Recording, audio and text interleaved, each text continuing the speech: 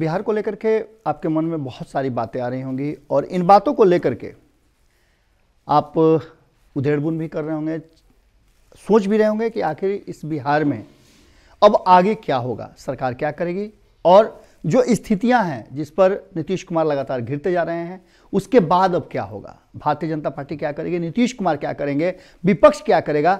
इन सब उधेड़बुन के बीच में कुछ ऐसे चेहरे हैं बिहार की राजनीति से जुड़े हुए जो अगर बयान देते हैं तो उस बयान का एक अलग तरह से माहौल बन जाता है। ऐसे ही कुछ नेताओं में शामिल हैं गिरिराज सिंह। गिरिराज सिंह के बयान के बाद से बातें और चीज़ें कुछ अलग दिशा में जाती हैं और उसकी चर्चाएं शुरू हो जाती हैं। हालांकि गिरिराज सिंह के बयानों को अगर देखा जाए तो उन बयानों में अक्सर चुनाव के समय में नजर आता है।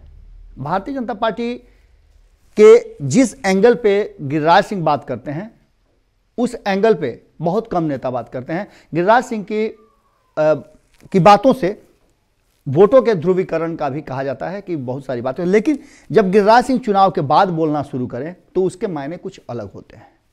बिहार में सरकार बन गई है, एनडीए की सरकार में हालांकि कहा जाए तो 243 सीटों वाली बिहार विधानसभा में जिस तरह का प्रदर्शन हुआ है उसमें तो स्पष्ट तौर पे बहुमत किसी को नहीं मिला है, लेकिन इतना जरूर कह सकते हैं कि एनडीए ने वो बहुमत का जो मैजिक आंकड़ा था 122 उस आंकड़े तक अपने आप को पहुंचा दिया है और 125 का आंकड़ा है जिसमें से एक और समर्थन मिला, 126 का आंकड़ा है। इसके बावजूद नीतीश कुमार इस बार बुरी तरह से पिछड़ गए हैं।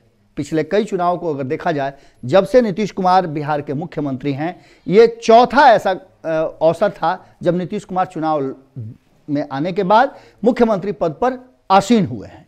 इस बार कृपा भारतीय जनता पार्टी ने दिखाई है और कृपा ही इसको कहेंगे क्योंकि समझौते के तहत अगर कहा जाए तो सीटों की संख्या भारतीय जनता पार्टी की ज्यादा है और इस बार अच्छा प्रदर्शन भी भारतीय जनता पार्टी ने किया है। उसके बावजूद नीतीश कुमार को उसने मुख्यमंत्री की कुर्सी दी है। अब इन सब बातों को लेकर के जो दूसरा खेमा था जो पिछले 15 साल से लगातार चला रहा था वो कहीं ना कहीं बैकफुट पे आ गया है और नया खेमा भारतीय जनता पार्टी का अब सक्रिय हो गया है और कहा जा रहा है कि यह खेमा नीतीश कुमार को मुख्यमंत्री की कुर्सी पर नहीं देखना चाहता था कि नीतीश कुमार मुख्यमंत्री की कुर्सी खाली करके भारतीय जनता पार्टी को दे दे। हालांकि नीतीश कुमार ने कई अवसरों पर ऐसा मीडिया के सामने कहा है कि वो मुख्यमंत्री नहीं बनना चाहते थे, भारतीय जनता पार्टी ने जबरदस्ती उन्हें बनाया है।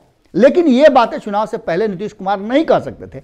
इन्हीं बातों को लेकर के अब जो बयान गिरिराज सिंह के आ रहे हैं वो बयान हालांकि सरकार और नीतीश कुमार से अलग हैं, लेकिन बिहार को लेकर के उनका बयान और बेकाबू होती जनसंख्या पर बहुत ही जबरदस्त है। आपको पता है कि गिरिराज सिंह लगातार इधर कई महीनों से, कहा जाए तो सालों से, जनसंख्या पर अपडेट देते रहे हैं और प्रतिदिन लगभग वो जनसंख्या का आंकड़ा बताते रहे हैं।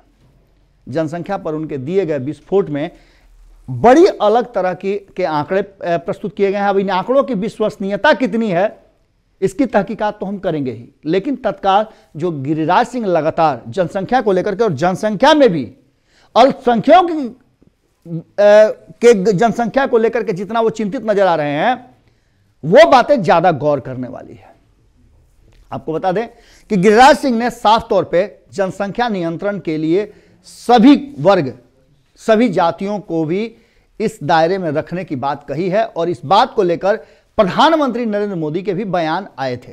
गिरिराज सिंह ने उसका स्वागत किया था और अब सवाल यह उठता है कि देश के साथ छोड़ दीजिए ना, बिहार के साथ इतनी बड़ी चुनौती है कि यह जनसंख्या विस्फोट बिहार में कहीं ना कहीं एक खास हिंदू समाज को अंदर ही अंदर कमजोर करता जा रहा है। गिरिराज सिंह के बयान का लबोलुआब लगभग यही है। उन्होंने आंकड़ों के हिसाब से बताया है कि 70% अल्पसंख्यक और बहुसंख्यक 30% हैं कुछ क्षेत्रों में, जो कि काफी बड़े क्षेत्र हैं।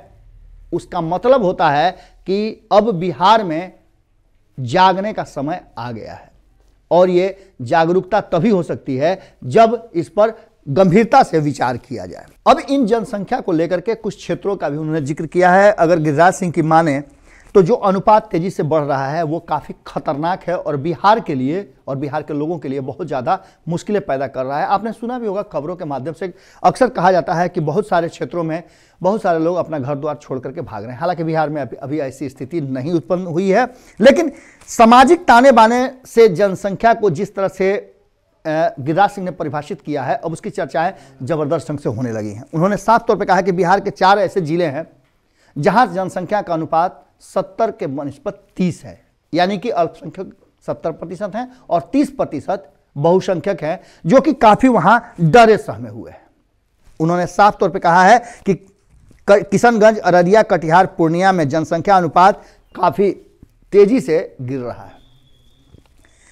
यहां अल्पसंख्यक 70% है और बहुसंख्यक 30% है के करीब हैं। इसी तरह अगर बात करें तो कई और जिलों की उन्होंने जिक्र की है और कहा है कि सीतामढ़ी, दरभंगा, मधुबनी, बेतिया में डेमोग्राफिक चेंज की वजह से सामाजिक विषमता की स्थिति खड़ी हो गई है।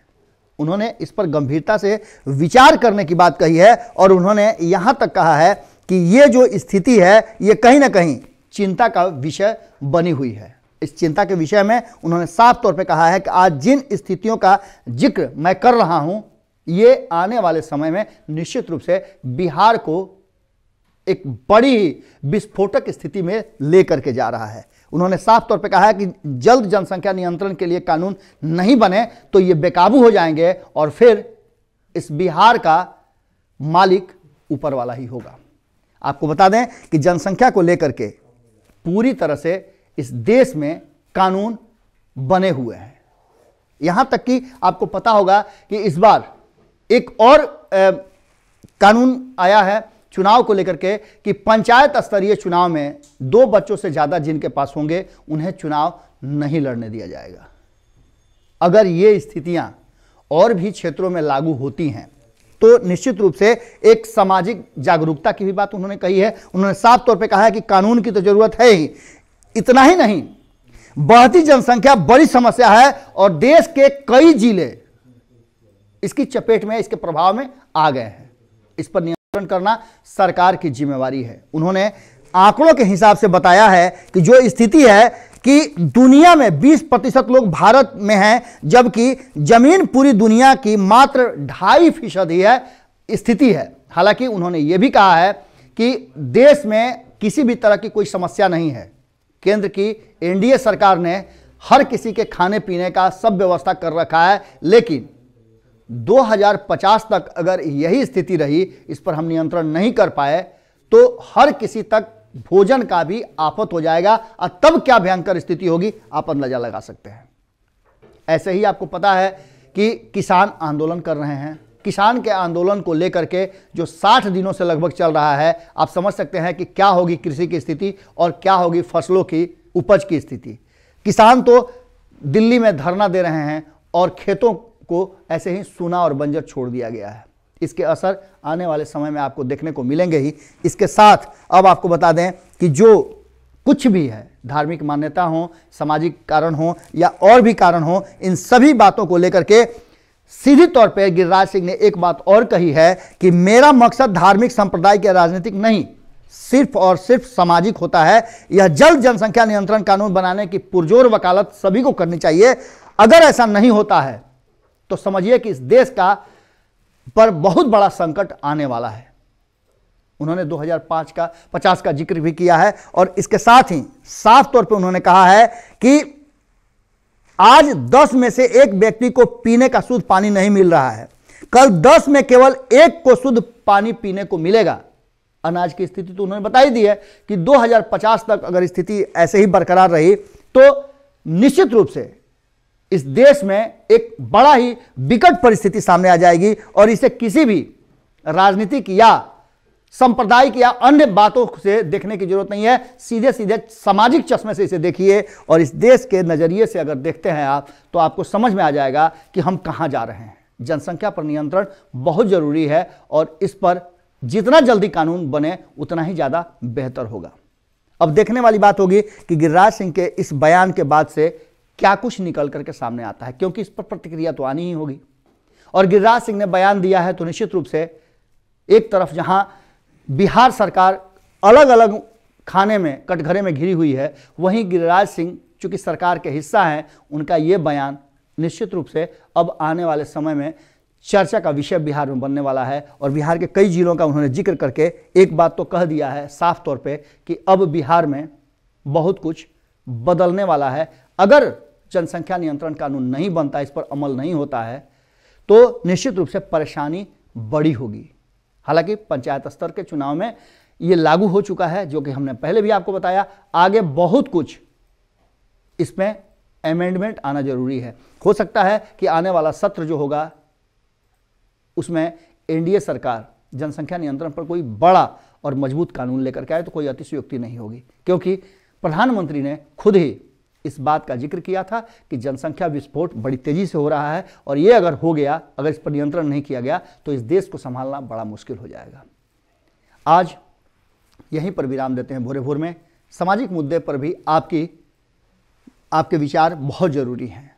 इस पूरे एपिसोड को आपने देखा, आपके विचार क्या हैं ज़रूर लिखिएगा। और आप हमें सहयोग करना चाहते हैं तो यूपीआई नंबर दिया हुआ है, उस पर आप किसी भी राशि से हमारा हौसला अफजाई कर सकते हैं। नमस्कार। अगर ये वीडियो पसंद आई और वह बिहार के राजनीति और बिहारियत से सरोकार रखेनी तो सब्सक्राइब बटन दबा के चैनल के सब्सक्राइब कर ली। ओजे एगो घंटी बा, ओकरा बटन दबा देला से कुल सटीक और मारक खबर रुआ मुफ्त में मिल जाई। अगर रुआ पत्रकारिता के हमनी के नया प्रयोग में सहयोग कर चाहतानी तो ज्वाइन बटन दबा दी। पेटीएम नंबर नोट कर ली 9386816700। धन्यवाद।